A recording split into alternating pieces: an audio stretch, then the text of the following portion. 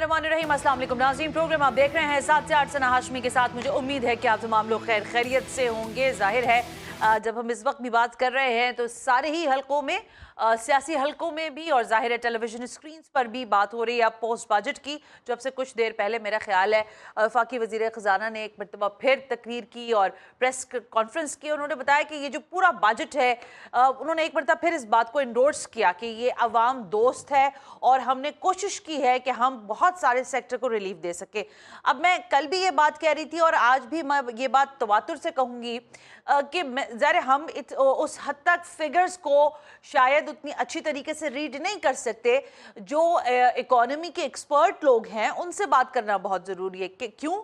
क्योंकि अगर ज़ाहिर फाइनेंस मिनिस्ट्री कहते हैं कि उन्होंने लोअर क्लास को या मिडिल क्लास को रिलीफ करने की कोशिश की है, तो फिर जो नंबर्स हैं वो क्या रिफ्लेक्ट कर रहे हैं उस तरफ या नहीं, ये अहम तरीन सवाल है। लेकिन मेरा सवाल ये है कि जो सरकारी मुलाजमीन की तनख्वाहों में इजाफा हुआ है, क्या 7% के हिसाब से अगर हम लगाएं तो क्या वाकईतन महंगाई भी इसी परसेंटेज के हिसाब से बढ़ी है?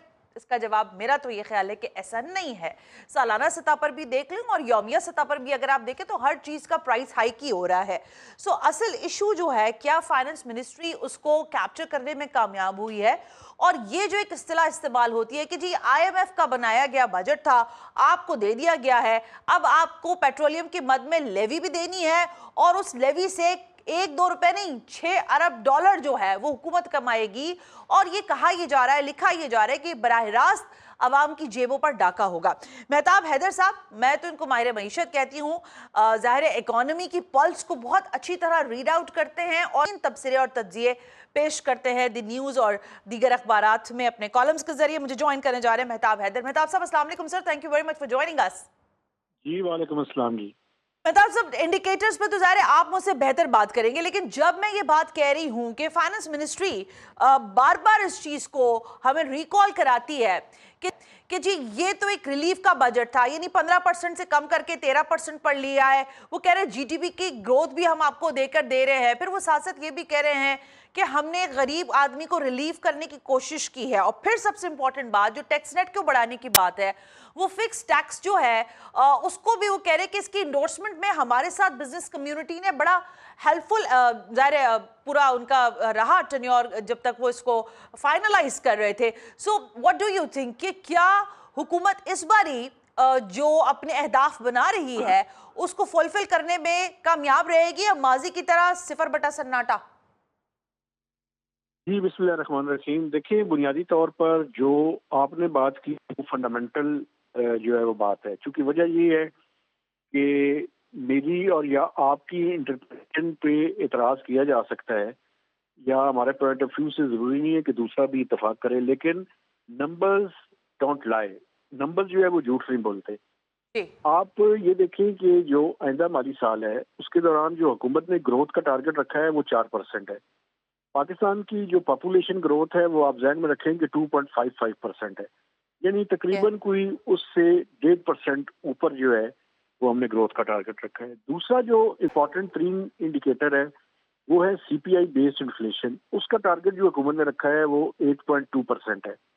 ठीक है, लोअर साइड पे रखा गया है, चूंकि वजह ये है कि जो हालात हैं और जिस अंदाज में महंगाई में इजाफा हुआ है, खासकर अमेरिका और ईरान की जंग के बाद जिस तरह से फ्यूल प्राइसेस बढ़ी, उसका खासकर उसमें LNG की प्राइस भी है, उसके नतीजे में अगर अभी आप देखें तो इस टाइम इन्फ्लेशन जो है वो डबल डिजिट के अंदर मंथ ऑन मंथ बेसिस पे दाखिल हो चुकी है। और अगले माली साल के दौरान जो लोग समझते हैं इन चीज़ों को, वो कह रहे हैं कि आप देखिएगा कि ये इन्फ्लेशन डबल डिजिट के अंदर ही रहेगी कम से कम पहले 3 से 6 माह के दौरान। तो इसके नतीजे में जो परचेजिंग पावर है वो आम आदमी के अराउंड जो है वो उसमें अबतरी आने के इम्कानात है।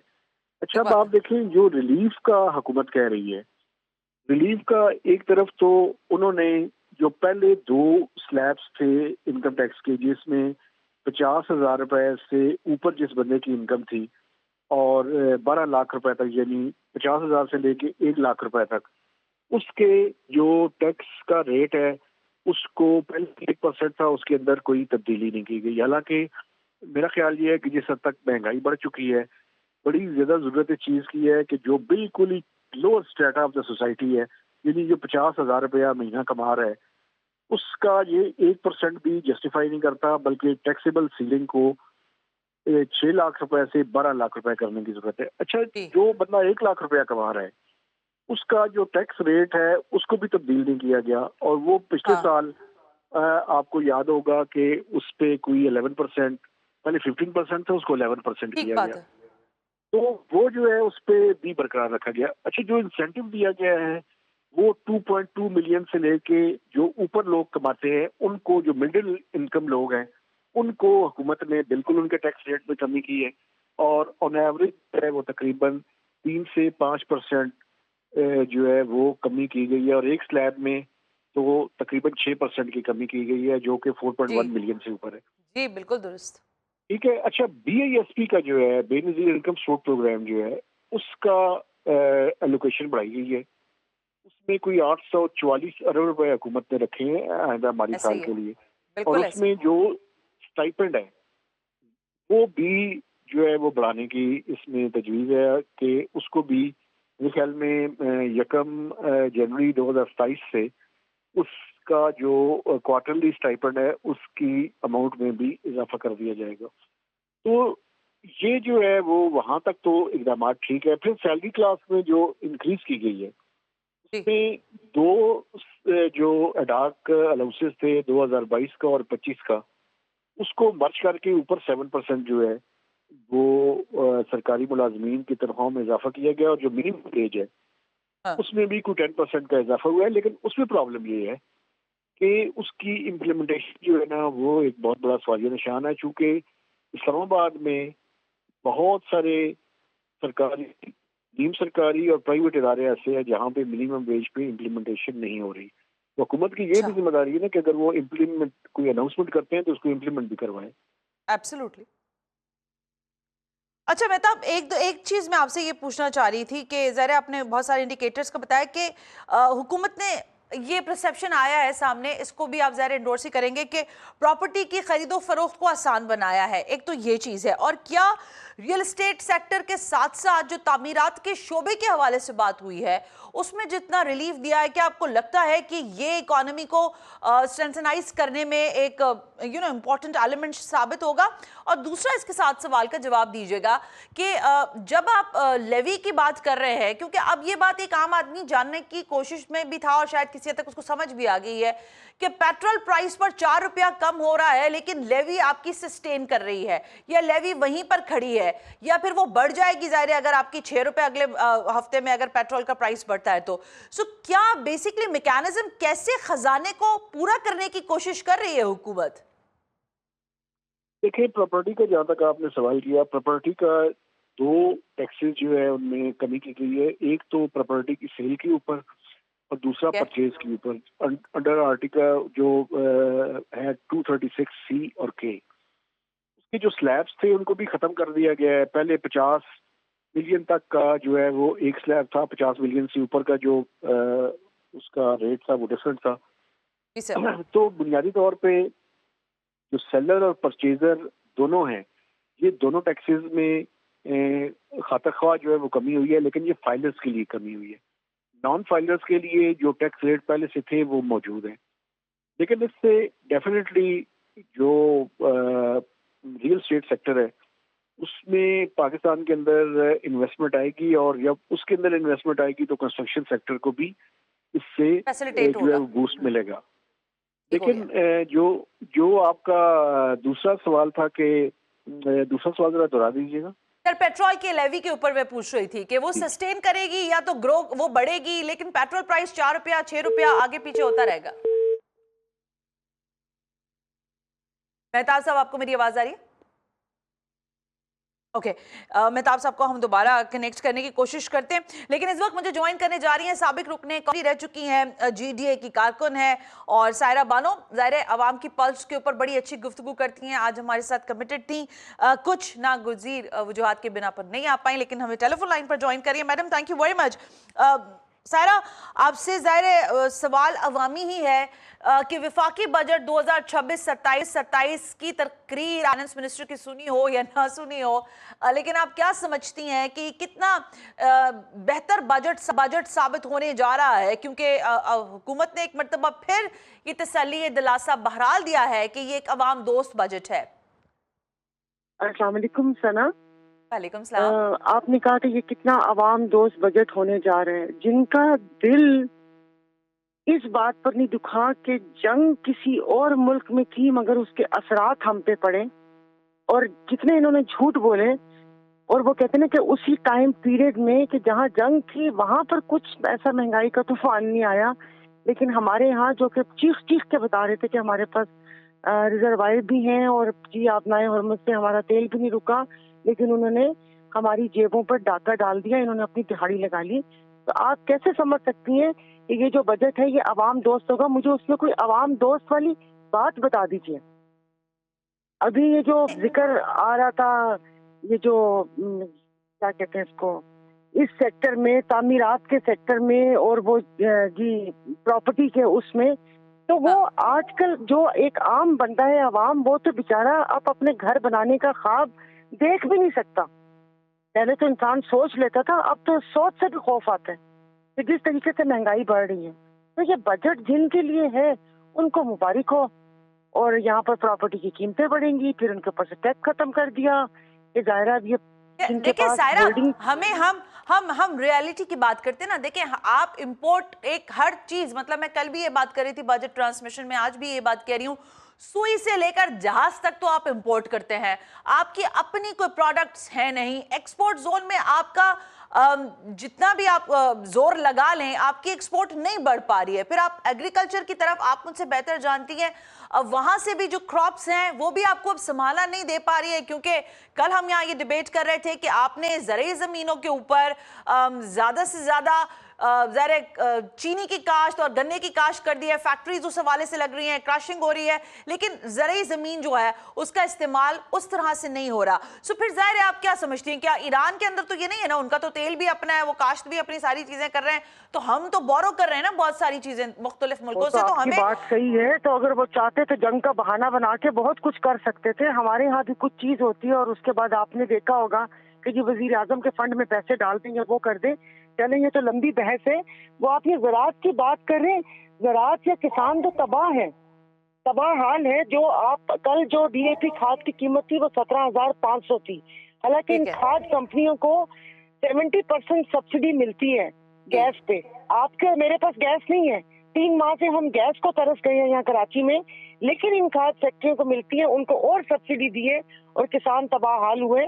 आप मुझे बताइए, अगर ये सब वो कहते हैं ना कि इतने इम्पोर्टेड लोग बाहर से बुलवाए, एक दिन में उनको पाकिस्तानी शहरियत दिलवाई वजीर खजाना को, तो वो मुझे सिर्फ बताएं कि मतलब अच्छा, आप कह रही है कि आप मुल्की मईशत तो हमारी इंपोर्ट पे चल रही है, वजीर खजाना भी इंपोर्ट किया है। इन्होंने इस बजट में ये cost cutting, productivity, growth, relief of common people, और ये कि एनर्जी क्राइसिस को कैसे फिक्स करना है, अब जो हमारी प्रोडक्शन है फॉर एक्सपोर्ट के लिए उसको कैसे इंक्रीज करना है, और सबसे बड़ी बात, तालीम तो ये देना नहीं चाहते। इन्होंने भिखारी बनाने का प्रोग्राम बनाया है, 850 अरब और भिखारी पैदा करेंगे। तालीम का बजट आप देख लें तो भाई, इन फिर जो एक आप वो कहते हैं कि बिना तालीम के इतने पाकिस्तान के कितने फीसद बच्चे स्कूल से बाहर हैं। तालीम का रेट आप यहाँ पर देख लें कि सिर्फ अफगानिस्तान से ऊपर है, हम लोग सिर्फ अफगानिस्तान से ऊपर है। शर्म से डूब मरने का मुकाम है इन हुक्मरानों के लिए। फिर जो यहाँ पर लोग हैं उनको कोई हुनर भी नहीं सिखाया जाता कि आपने उनको कैसे इस तमाम मईशत के ऊपर उनका इम्पैक्ट पड़ेगा, और आपने वो कहते हैं कि अगर वो हुनरमंद होंगे तो आप अपना रेमिटेंस कैसे इंक्रीज करेंगे। सही बात है। इसके ऊपर कोई बात नहीं हुई। और वही बात है कि आके हमें वो एदादो शुमार में इन्होंने उलझा दिया। देख लें कि हजारों के बजट कहाँ पर, बेनजीर इनकम सपोर्ट, मैं कहती हूँ बजाय के प्रोग्राम को अभी फिर सैलाब आ जाएगा, फिर ये डूब के मरेंगी आवाम। उसके बाद फिर और पैसा वफाक देगा कि इनको बांट दो, और वो एक दिन में बांट देंगे, खुदा जाने कहाँ बांटते हैं। उससे ना डैम बना पा रहे हैं, ना कोई वो कहते हैं कि सनतें लग रही है, ना कुछ स्मॉल इंडस्ट्रीज। کہ लोगों को आप मछली पकड़ना सिखा के भिखारी पे भिखारी बना दिया देखिए उन्होंने। सायरा, मुझे जब याद आपके और पड़ता मेरे- है, एक मिनट ना सायरा जी, मुझे याद पड़ता है बेनजीर इनकम सपोर्ट प्रोग्राम को वैसे तो हुकूमत भी नहीं चाह रही थी कि वो बंद हो, लेकिन बहरहाल बंद होने के बाद ही हुई थी। तो पाकिस्तान पीपल्स पार्टी ने कहा था कर दे, अगर विफाक को बंद करना है तो करे, हम सूबे में चलाकर दिखाएंगे 18वीं आईन की तरमीम के तहत, तो चला हमारे देना। पास हक। ये देखिए, एक तो मैं कहती हूँ कि नाम भाई आपने एक पाकिस्तान चले, मैं उस बहस पे नहीं जाती, तो आप बंद कर दें। आपको शौक है यहाँ पर लोगों को भिखारी बनाने का, दें आप लोगों को। आप यहाँ पर कोई टेक्निकल कॉलेजेस नहीं है सिंध में कि लोग टेक्निकल तालीम हासिल करें, कोई स्मॉल इंडस्ट्रीज नहीं है, यहाँ पर हुनरमंद लोग हैं। आपने अगर उनको बैंक के सामने रिलियां बिछाकर वो लेटी हुई हैं औरतें और अपने उन सही बात। पैसों पे पल रही हैं, तो आपने पालने तो अपनी जेब से पाले और अपना आप रेवेन्यू जनरेट करें। ये हमारे ऊपर बोझ न डालें कि ये 800 अरब आपने और मैंने देना है यहाँ पर, कि जिसमें से सीधा सीधा खुदा जाने कितने अरब इनकी जेबों में कमाऊ इनका वो प्रोग्राम है, और उसके बाद जी गरीबों का। आप मुझे बताएं ना, ये डाटा देना, इस बेनजीर इनकम सपोर्ट से कितनों की जिंदगी सही हुई है? आपने भिखारी पैदा किए हैं। अच्छा सायरा, जब मैं हम इस ये बात प्रोग्राम कर की सबसे बड़ी मुखालिफ हूँ। मुझे इन्होंने इलेक्शन कैंपेन में भी कहा था कि ये औरत आएगी, ये तुम लोगों के कार्ड बंद कर देगी। हाँ, बंद करूंगी, मेरे पास इतनी ताकत हो तो इनको मैं मछली पकड़ना सिखाऊं, इनको हाथ ना फैलाऊं मैं, और ये इनके हकूक ना खाऊं मैं, कि तालीम की मैं इसका आप अच्छी बजट बात कह देख रही लें, हैं। सेहत का बजट देख लें। ये तो बस पत्थर से हम सर फोड़ रहे हैं। उन्होंने आए सूटेड बूटेड, और मैं आप सॉरी आप कहेंगे ऐसे अल्फाज इस्तेमाल कर रही है, मेरे पास कोई अच्छे अल्फाज सना है ही नहीं जब मैं लोगों की हालत जार और जो बिल्कुल सफेद सही पोश कह रही हैं तबका- सायरा, ये मैं भीख इंडोर्स मंगों की करती बात हूँ। नहीं कर रही, इन जिन्होंने भिखारी बनाया ना, वो उन भिखमंगों की बात नहीं करी जो सफेद पोश किसी के आगे हाथ नहीं फैला सही सकता। बात। और कल इनको शर्म से डूब मरना चाहिए। कह रहे हैं कि 8,500 रुपए जो कमाते हैं वो क्या खते गुर्बत से ऊपर आते हैं? इनको शर्म आनी चाहिए। अपनी तनख्वाहें वाकई। 600% बढ़ा के दो गरीब जो यतीम और मसीर हैं, अयाज सादी, यूसुफ रजा गिलानी, उनकी 21-21 लाख तनख्वाह करके कि उनके गुजारे नहीं होते। ये 8,500 वाले को बोल रहे कि जो 8,500 रुपए जो $1 कमा रहे हैं, ये इनको चिल्लू भर पानी में डूब मरना चाहिए। 4 हर्फ इनके ऊपर। मेरे पास कोई अच्छे अल्फाज नहीं है। अब मुझे नहीं पता आपको क्या क्या कट करना पड़ेगा। नहीं नहीं, आप हम लाइव हैं, आप जो कह रही है। लेकिन सारा असल आपसे मैं ये जानना चाहती हूँ कि देखिए, ये हुकूमत के तो जो खदोखाल हैं मईशत के, इनका तीसरा बजट है और सारे लोग बहुत ज़्यादा ज़ाहिर तनकीद कर रहे हैं, लेकिन आपने बहुत खुले लफ्ज़ों में आवाम का मुकदमा पेश कर रही हैं। क्या आप समझती हैं कि हुकूमत के सामने एक कमज़ोर अपोजिशन मौजूद है, इसलिए भी बहुत कुछ हुकूमत जो शायद कर जाती या कर लेती या उसको प्रेशराइज किया जाता, वो अपोजिशन का भी तो कोई ना किरदार है ना? मतलब कल मैं देखती रही माँ सिवाय डेस्क बजाने के रिहा करो के नारों के अलावा nothing less and nothing more. I mean क्यों? वो इररिलेवेंट हो चुके हैं। वो सारी Okay. पार्टी इररिलेवेंट हो चुकी है। अच्छा। वो खंबे नहीं है, वो कचरे में लगे हुए खंबे हैं जो उनको अवाम ने भेजा।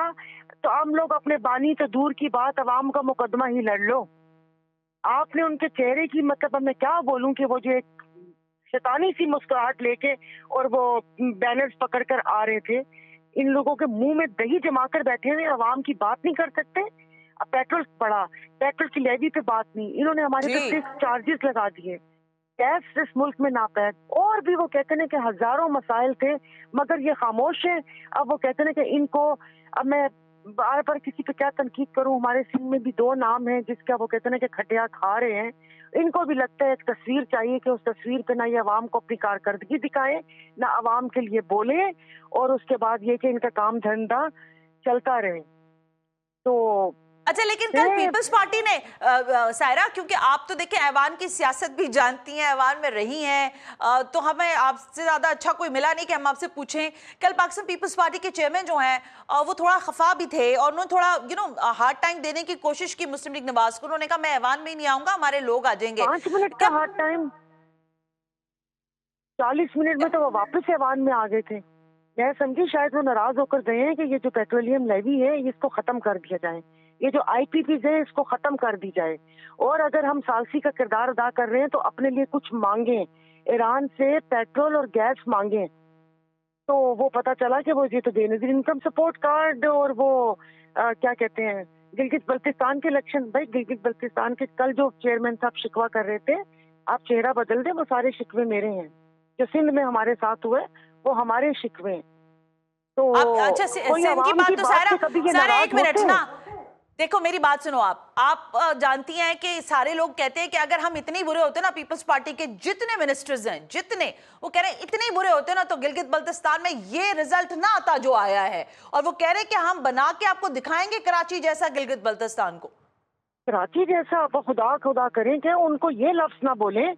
कराची जैसा क्या मतलब? वहाँ पर स्ट्रीट क्राइम की शरह होगी, वहाँ पर क्या चाइना कटिंग होगी, वहाँ क्या दरिया में पत्थर डाल के हाउसिंग स्कीम्स बनेंगी, वहाँ पर क्या एक गोली की कीमत होगी इंसानी जान की और मोबाइल छीने जाएंगे, या कच्चे के डाकू पहाड़ों में जाएंगे? क्या बनाना चाहते हैं? या उसके स्कूल बंद कर देंगे? वहाँ पे लिटरेसी रेट 100% है। आप अपने सिंध के जो स्कूल बंद है, 460 स्कूल बंद है, इसको नहीं चला सक रहे आप लोग 20 साल से एक सूबे में। आप एक डैम नहीं बना सके, आप कराची को पानी नहीं दे सके, K4 मंसूबा नहीं आप दे सके, और तो और मोटरवे नहीं बना सके। सुपर हाईवे की नोक पलक संवार के उसको मोटरवे का दर्जा दिया हुआ है, अपने हक तो ले नहीं सके।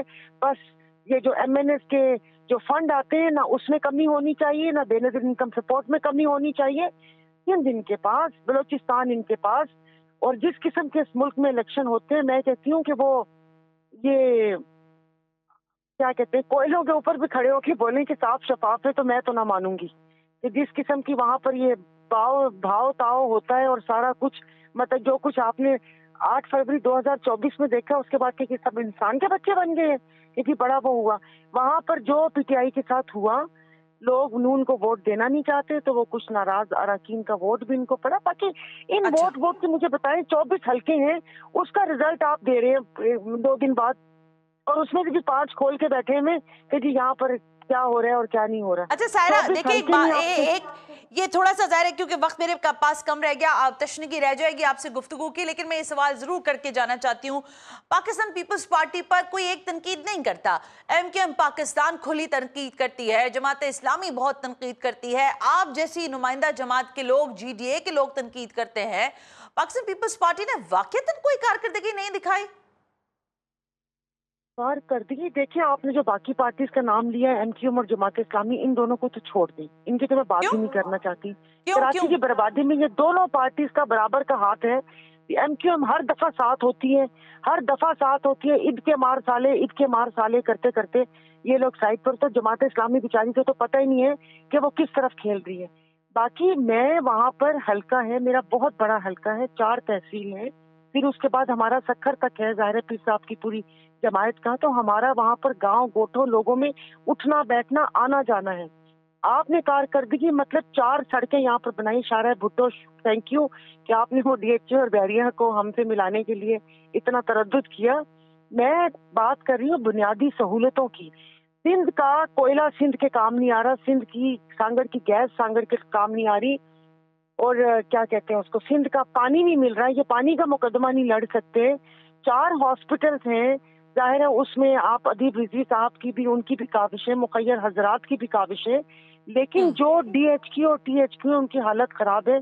460 स्कूल तो सांगड़ में बंद है। आप लोगों को हकूक दे दें, खुदा के वास्ते भिखारी ना बनाए। आपके पास तो फुल ताकत ठीक थी, हो गया, एटलीस्ट। ठीक हो गया सायरा। मैं मजीद गुफ्तगू आपसे करना चाहती हूँ, और मैं चाहती भी थी कि आप जरा सामने होती हैं हमारे स्टूडियो में, लंबी बहस होती है इस पर। बहरहाल एक ब्रेक शामिल करते हैं, ब्रेक से वापस आकर एक स्टोरी और भी थी जो गुज़िश्ता दिनों काफ़ी ज़्यादा सोशल मीडिया पर डिबेट होती रही, सानिया बल्दिया टाउन के हवाले से। तो ज़रा उसके भी कुछ मामलात पर बात करेंगे इस ब्रेक के बाद।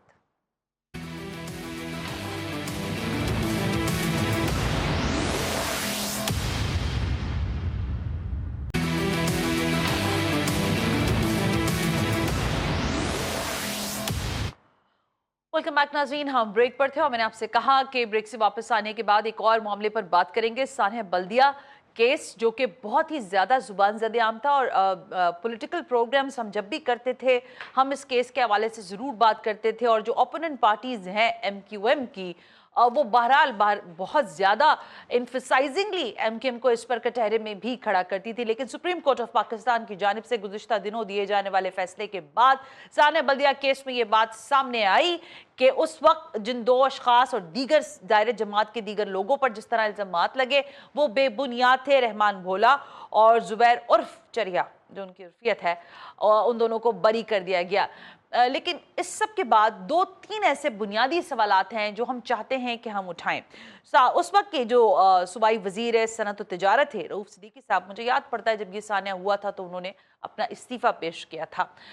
रात गए ये सारे मामलात हुए थे, लेकिन उससे अब जो इन हालात में हम बात कर रहे हैं तो ऐसा महसूस हो रहा है कि क्या कोई इंजीनियरिंग की गई, क्या एमक्यूएम को कॉर्नर किया गया, ये डेलिबरेट एक्ट था, या फिर ये जो 260 लाशें गिरी वहां पर, जो लोग जिंदा दरगोर कर दिए गए, जला दिए गए, क्या उनके खानदानों की इस फैसले से तशफ़ी तसल्ली हुई है? क्योंकि बाकी सारे हलकों में तो जाहिर है इसको बहुत वेलकम किया जा रहा है। मुझे ज्वाइन करने जा रहे हैं रऊफ सिद्दीकी साहब, एक वज़ीर दाखिला रह चुके हैं और इंपॉर्टेंट शख्सियत है, इनसे ज़रा गुफ्तगू करते हैं। रऊफ भाई अस्सलाम वालेकुम, बहुत बहुत शुक्रिया। रऊफ भाई, तवील बात मैंने नहीं की है, बुनियादी बात यह है कि सानिया बल्दिया केस एक रिलीफ तो है एमक्यूएम के लिए, लेकिन क्या आप समझते हैं कि ये अपनी पूरी जुजियात के साथ सामने आया है ये फैसला? क्योंकि ज़ाहिर है दोनों अशखास, रहमान साहब और ज़ुबैर साहब, दोनों को बरी किया गया है, लेकिन 260 खानदानों का मुकदमा आप समझते हैं कि पूरी तरह लड़ा गया और वो भी कामयाबी वहाँ पे भी मिली है? नहीं, कोई किसी ने भी ये मुकदमा नहीं लड़ा। मैं आपको मुख्तसर अल्फाज में बता देता हूँ, आपने जितनी बातें की वो बिल्कुल सही थी। अच्छा। वो बिल्कुल, अगर हम इसको समअप करें तो बिल्कुल ऐसे ही है कि 2012 में सितंबर में 11 में ये वाक़या हुआ, 2015 में एक इल्हाम हुआ कि ये आग जो है ये एमक्यूएम ने लगाई है। 12 में हादसा हुआ, 13 में हादसा हुआ, हाँ, और 15 में और सारी रिपोर्ट्स भी आ गई, और उसके बाद उस इल्हाम की बुनियाद के ऊपर इल्हाम हुआ। हाँ, बहुत सारे लोगों को इल्हाम हुआ, और उन्होंने ये फैसला करते वक्त ये नहीं सोचा, क्योंकि एक पार्टी को अकोमोडेट करना था, और वो कौन इस शहर के अंदर, और वो कौन थी? जो भी थे। ऐसे नहीं बात होगी, भाई सीधी बात करें। पीटीआई को ना, और किसको यार? बस सीधी बात करें पीटीआई को ना, और पीटीआई को एंगेज करना था कराची के अंदर। 2018 का इलेक्शन ने साबित किया ना कि क्यों था ये सब। अच्छा। और उठाकर एमक्यूएम के ऊपर पैदल पे जो इल्जामात थे, भाई गलतियां कोताहियां तो सब जगह थी, मैं उसके ऊपर बात ही नहीं कर रहा। मसला ये था कि उसमें फिर क्या सूरत हाल बनी। उसमें सूरत हाल ये बनी जनाब कि 260 से ज़्यादा झुलस के मर जाने वाले शहीदों तक को नहीं छोड़ा गया, और इस मुकदमे को एमक्यूएम पे डाला गया। और आप यकीन करें, मतलब है वो गुरूर और तकब्बुर में डूबे हुए लहजे मेरे कानों में अभी तक है। और फिर ये मुकदमा हुआ, मैं मदीने में था जब मुझे पता चला कि एक चुटकुला आग वाग लगाने का नहीं था, मेरा नाम भी डाला गया, तो मैं तो बहुत दिनों से इस इंतजार में था। मैं फ़ौरन आया, मैंने आके बेल करा के मैं इस मुकदमे में शामिल हो गया। तो 800 पेशियां मैंने बुक की। पेशियों में तो मैंने देखा आपको 800 पेशियां सुबह 8 बजे देखा, एटीसी की में खड़ा हो, बिल्कुल ठीक है, देखा मैंने। अच्छा, फिर मसला था, अच्छा मेरा तो कोई सैया कोतवाल तो था ही नहीं ना, मैं तो अकपल बंदोबस्त में 32 केस लड़ रहा था ना। बाकी जो अब तो चलती हुई बस में तो सब चढ़ जाएंगे ना। तो मैं एक बात ये कह रहा हूँ कि ये मुकदमा चलता रहा, किसी ने, और ये मुकदमा बिल्कुल ऐसी है जैसे सुप्रीम कोर्ट को ने सजा सुनाई। एटीसी ने जब मुझे बाइज्जत बरी किया, मेरा तो ताल्लुक ही नहीं था। तो आप वो फुटेज उठा के देखिए, मैंने कोई खराज तहसीन पेश नहीं किया जजों को। जब हाई कोर्ट ने फैसला सुनाया तो मैंने खराज तहसीन पेश नहीं किया, सुप्रीम कोर्ट को किया। क्यों कि एटीसी का फैसला देखिए आप, कि 4 को छोड़ दिया, बरी कर दिया, 4 को टांग दिया, 280 दफ़ा फांसी चढ़ा दी, है ना। 4 को छोड़ दिया, 4 को बरी कर दिया। फिर हाई कोर्ट में आया, फिर उन्होंने 4 में से 2 को और बरी कर दिया, फिर 2 को टांग दिया। मतलब है सजाए मौत के फैसले इस तरह हो रहे हैं कि 2 को छोड़ो, 4 को लेके आओ, और बदतरीन रिमार्क्स के साथ जहर भरा हुआ था। यार एमक्यूएम के साथ जहर भरो ना, 260-70 जलने वाले लोगों, आप यकीन करिए किसी भी अफसर के पास जब ये फाइल आती थी जी सर, उसके हाथ जलने लगते थे कि ना बाबा ये गुनाह कौन उठाएगा। और मैं हल्फन आपके प्रोग्राम में कह रहा हूँ, ये मैंने कहीं नहीं कहा। आज डीआईजी है, वो कल मेरे उस समय मैं कोर्ट में था, उन्होंने मेरे कान में कहा कि रऊफ साहब आपने क्यों बेल करा ली, हमने तय किया है कि इस केस में रत्ती बराबर भी हम किसी की नहीं सुनेंगे। वादुल्लाह शरीक की कसम, वो डीआईजी हैं। इसी तरीके से मुझे प्रोसिक्यूटर ने कहा कि हम तो ढूंढ ढूंढ के थक गए कि आपने बेल क्यों कराई। उनको पता ही नहीं था कि मैंने बेल क्यों कराई है। मैं मदीने से आके मैं इस 270 लोगों के उसमें, اور آپ کو میں ایک اور بات بتاؤں، برلن ہائی کورٹ میں بھی یہ مقدمہ چل رہا ہے. جی جی اچھا اب پتہ نہیں آپ کے پاس کتنا ٹائم ہے جی کہ جی میں آپ بول بات سکوں. کریں. اس کے بعد یہ ہوا کہ میں یہ مقدمہ کرتا رہا، میں وہاں سارا منظرنامہ دیکھ رہا تھا. میں نہیں سمجھ سکتا کہ کوئی جج، بہت سارے ججز نے مجھ سے ایک مختلف واقعات پہ کہا کہ رؤف صاحب جب ہم فائل اٹھاتے ہیں نا فائل، تو ہم کو پتہ چل جاتا ہے کہ یہ جھوٹے مقدمات ہیں، یہ سچے مقدمات ہیں، یہ دیکھنا تو دور کی بات ہے. تو آپ سنیں کہ یہ ہوا. اور مسئلہ یہ ہے کہ بھائی میں تو ایک میرے ذمے کیوں ہے کار احتجاج، بولنا سب جانتے ہیں، بولتا کوئی نہیں. یہ 270 لوگ جو شہید ہو گئے، اس کی دادرسی یہ مقدمہ پھر اسکوائر رن کے اوپر کھڑا ہو گیا کہ جس کے لیے میں نے استعفیٰ دیا، جس کے لیے میں یہ مقدمہ فیس کرتا رہا. اور شاید ایک مقدمہ نہیں تھا میرے پہ 32 مقدمات لاد دیے تھے جو میں اکیلا لڑتا رہا ہوں، اور کوئی بھی آگے پوچھنے کے لیے نہیں تیار تھا. اور دوسری بات ہے کہ 270 لوگ ہیں. میں ایک جملہ 2 جملے بول دوں تاکہ پھر آپ جو چاہے سوال کیجئے مجھے اور جس طرح چاہے سوال کریں. ہوا یہ، میں نے اپیل کی ابھی 6-7 دن پہلے. دیکھیے دانشوری کے نام پہ دھبا ہے وہ دماغ جو مسئلے تو بتائے حل کوئی نہ دے، ہے نا. مسئلہ یہ ہے کہ 270 لوگ وہیں پہ موجود ہیں. میں اپیل کرتا ہوں، حالانکہ اپیل کا تو نہیں کرنا چاہیے، میں مطالبہ کرتا ہوں، مجھے یہ بھی نہیں کرنا چاہیے کیونکہ میرے پاس تو اختیار وغیرہ تو کچھ نہیں ہے. لیکن جنہوں نے اس مقدمے کو خراب کیا، میں پہلے دن جب میں کورٹ گیا تھا تو میں نے یہ کہا تھا میڈیا کو کہ جو 270 لوگ اس پہ دردی کے ساتھ جھلس کے شہید ہوئے ہیں، تو میں نے کہا جس نے اس مقدمے کو رتی برابر، مجھے دیکھ رہا تھا نا، یہ کسی بیک گراؤنڈ پہ میں بات کر رہا تھا کہ کسی نے رتی برابر بھی اس مقدمے کو خراب کرنے کی کوشش کی، ولنگ اینڈ ڈیلنگ کی، تو اس کا ٹھکانہ جہنم ہوگا. اور آپ یقین کریں، اور بات بھی صحیح ہے، اور یہ میں ایسی ہوا میں نہیں بات کر رہا تھا، یہ احادیث اور قرآن کی روشنی میں بات کر رہا تھا. تو نتیجہ تھا کہ چلے بھائی وہ تو ساری چیزیں ہو گئی. پھر میں نے یہ اب 1-1.5 ہفتے پہلے میں نے کہا کہ 270 لوگ جن کے لیے ساری چیزیں کی تھی وہ تو بیچارے ابھی تو وہیں کا وہیں ہیں. تو میں نے یہ اپیل کی ہے، مطالبہ کیا ہے، درخواست کر رہا ہوں ان مالکان سے جو یورپ میں اور فلاں جگہ مارے پھر رہے ہیں. بھائی تم بہت پاورفل لوگ ہو، میں نگیٹیوٹی کی بات نہیں کر رہا ہوں. یہ حادثہ تھا، یہ شارٹ سرکٹ کی وجہ سے ہوا تھا. تو میں یہ کہتا ہوں ان مالکان سے کہ ایک غلطی پر دوسری غلطی، آگ تو انہوں نے بھی نہیں لگائی، کون لگائے گا یار؟ 270 لوگوں کو جلائے گا. وہاں پر اس رات پوری رات میں وہاں پر موجود تھا ثانیہ بلدیہ میں. 60-70 سے زائد ایم کیو کے کارکنان کے ہاتھ جل گئے جو پیچھے انہوں نے دیوار توڑی، ورنہ تو یہ کیجویلٹی 270 نہیں 600 تک جاتی. اور آپ یہ مطالبہ کریں کہ واپس آئیں اور کمپنسیٹ کریں. میں نے ان مالکان سے کہہ رہا ہوں آپ بہت پاورفل ہیں، آپ کو کوئی کچھ نہیں کہے گا، آپ واپس آ کے فیکٹری چلائیں.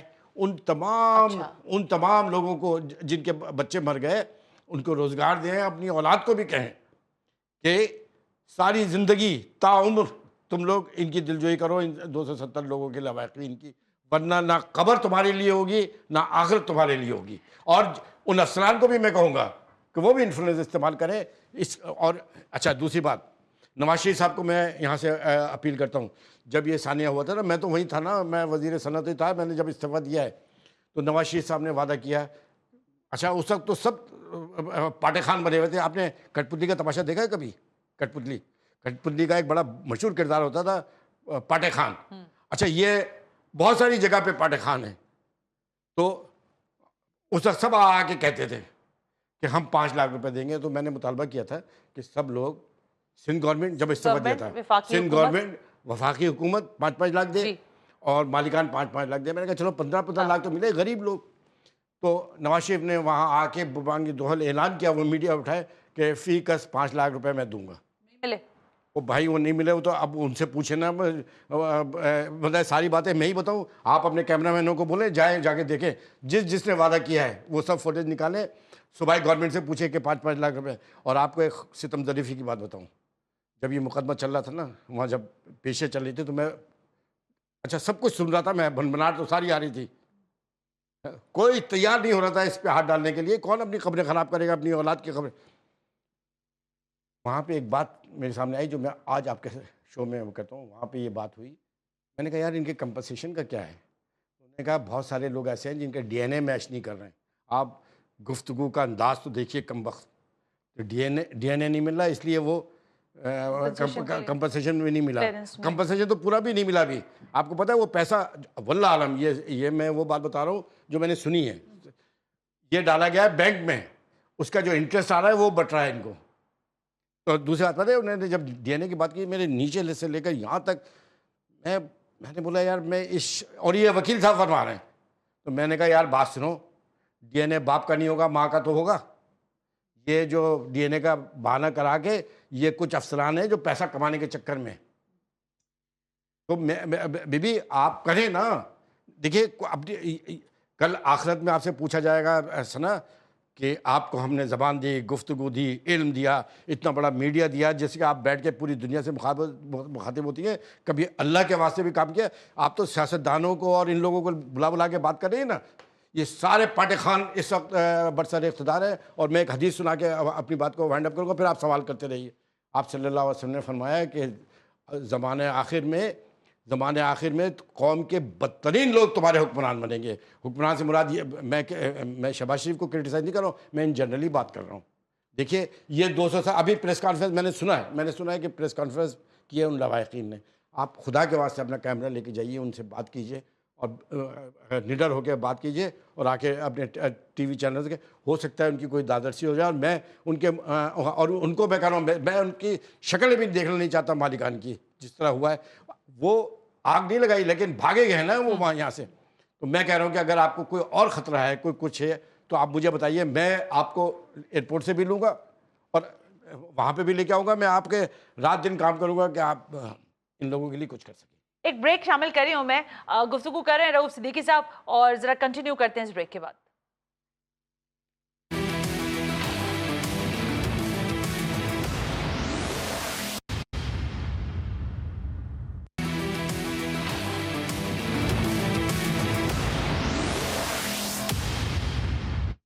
ویلکم بیک ناظرین, ہم بریک پر تھے. رؤوف صدیقی سابق وزیر داخلہ ہمارے ساتھ موجود ہیں. ثانیہ بلدیہ کے حوالے سے میں کچھ ثانیہ بلدیہ کیس کے حوالے سے بات کرنا چاہ رہی تھی. بہت ساری چیزیں آپ نے احاطہ کیا ہے رؤوف صدیقی صاحب, لیکن دو اہم معاملات ہیں اس وقت جو بیانیہ ہے. ظاہر ہے ثانیہ بلدیہ کیس کے بری ہونے کے بعد ان ملزمان کے جنہوں نے ظاہر ہے جن کا بہت کٹھن وقت گزرا ہوگا, اس میں کوئی دو رائے نہیں ہے. ظاہر ہے جیل کی سلاخوں کے پیچھے رہنا ان کے خاندانوں کے اوپر ایک عتاب رہا, پھر سارے میڈیا ڈسکس کرتا رہا, پھر آپ لوگوں کے اوپر بڑا بلیم رہا بحیثیت MKM. کیا آپ سمجھتے ہیں کہ اس وقت یہ اٹس اے گڈ ٹائم کہ آپ اس وقت ایک مضبوط بیانیہ بنانے میں کامیاب ہو اور ریوائول ہو جائے؟ بیانیہ کون بنائے گا؟ جو اتنا بڑا سوال آپ مجھ سے کر رہی ہیں, یہ سوال بیانیہ بھی تو عوام کے لیے ہے نا. تو عوام اعتبار کریں گے بیانیہ بنانے کے لیے بھی نا. کردار میں جب تک قد نہیں بڑھتا کوئی بڑا ہوتا ہی نہیں. کردار میں جب تک قد نہیں بڑھتا کوئی بڑا ہوتا ہی نہیں. بونے چاہیں جتنی اونچی اپنے سر دستار کریں. مسئلہ یہ ہے کہ اس میں کسی کی کیا پریشانی ہوئی, کوئی تو پوچھ ہی نہیں رہا تھا. 8 سال تک تو میں لڑ رہا تھا نا مقدمہ, بھگتا تو میں نے ہے یا ان غریبوں نے کیا بھگتا ہے. میں یہ بات کہہ رہا ہوں کہ بات بیانے کی نہیں ہے, بات یہ ہے کہ ان جماعتوں سے پوچھو, سیاسی جماعتوں سے, خاص طور پہ اس مذہبی جماعت سے پوچھیں جس نے ہر جگہ لاؤڈ اسپیکر پر کھڑے ہو کے الحمدللہ اور پوری درود شریف پڑھ کر ثانیہ بلدیہ کے اوپر مہم چلائی گئی تھی. یہ کسی کے کہنے پہ چلا رہے تھے نا MKM کے خلاف. جماعت اسلامی چھوڑے نا, میں کس کا نام لوں نا, چھوڑے. میں کس کا نام لے رہے ہیں؟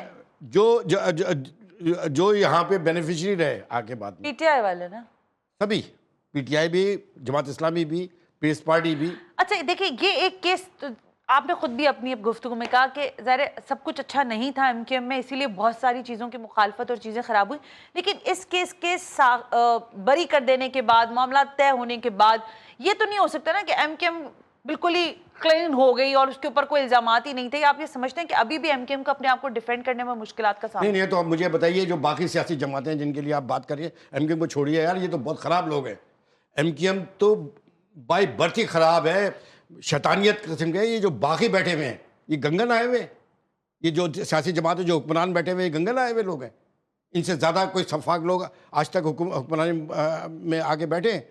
بات یہ ہے کہ ہم پر وہ حضرت عیسیٰ علیہ السلام نے کہا تھا پہلا پتھر وہ مارے جس نے یہ گناہ نہ کیا ہو. مسئلہ یہ ہے کہ آپ ہم کو نہ کہیں. ابھی بھی اس شہر میں کراچی, حیدرآباد, نواب شاہ سکر, 17 سال سے جو حکمرانی کر رہے ہیں، جا کے وہاں حالت تو دیکھیں کہ کیا ہے لوگوں کی.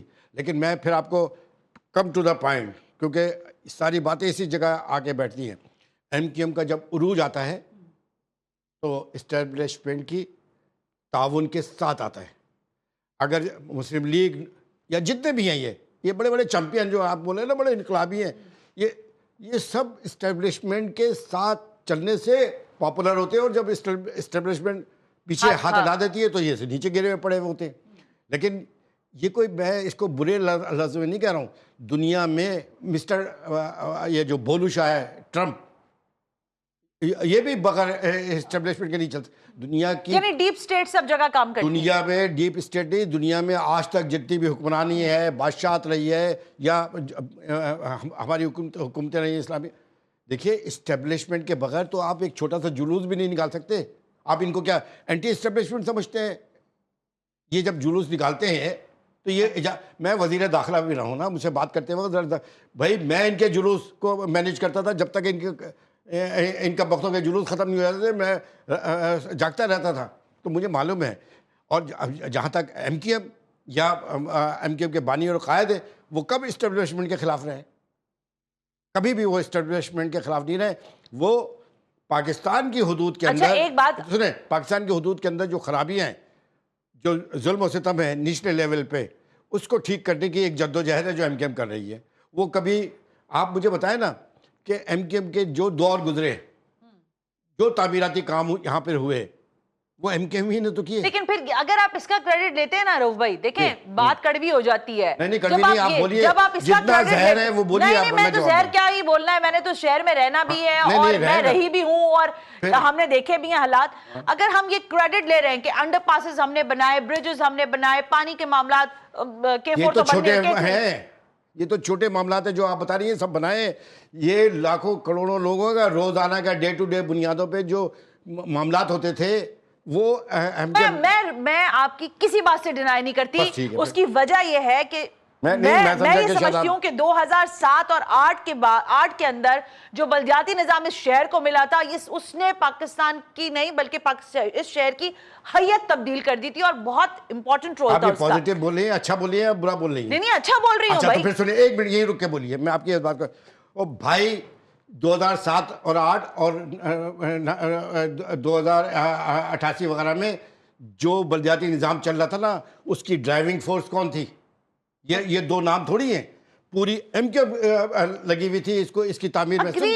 ایک بٹھائے 2007 میں وزیر داخلہ تھا، میں راتوں کو سڑکوں کے اوپر ہوتا تھا. بھائی تو پھر اب میں آپ کو روک رہی ہوں نا. ہاں روکیے. 2008 9 10 11 12 کے بعد 12 سے پہلے بھی 10 میں 12 میں بھی اور اس کے آگے 15 تک لگا لیا.